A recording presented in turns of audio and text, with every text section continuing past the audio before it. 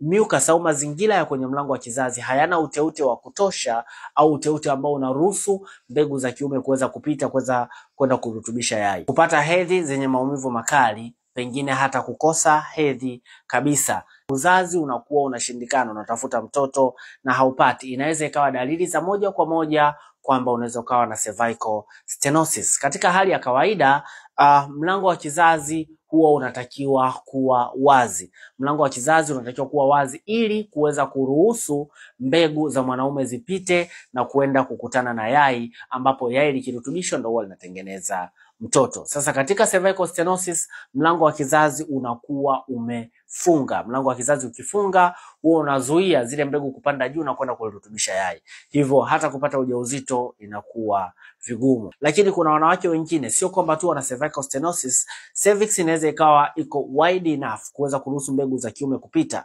lakini kunaweza kukawa na mucus ambazo ni hostile.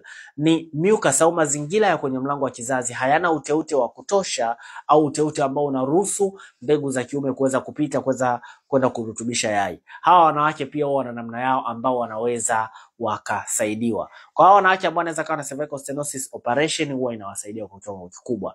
Lakini wanawake ambao wanaweza kuwa na hostile mucus ambayo hairuhusu mbegu za kiume kupita, wanaweza kufaidika na njia ya IVF, in vitro fertilization, njia ambayo huwa inatumika kubypass ile barrier au ule ukuta wa mlango wa kizazi, ambapo mbegu za kiume ambazo zitakutanishwa na yai la mwanamke vitafanyika maabara. Huyu mwanamke yai lake litavunwa, baada ya kuvunwa litaenda kukutanishwa na mbegu za kiume maabara. Baada ya hapo, kijusi kitakachopatikana kinaweza kikaingizwa moja kwa moja kwenye mji wa mimba bila kuathirika na ile hostile mucus.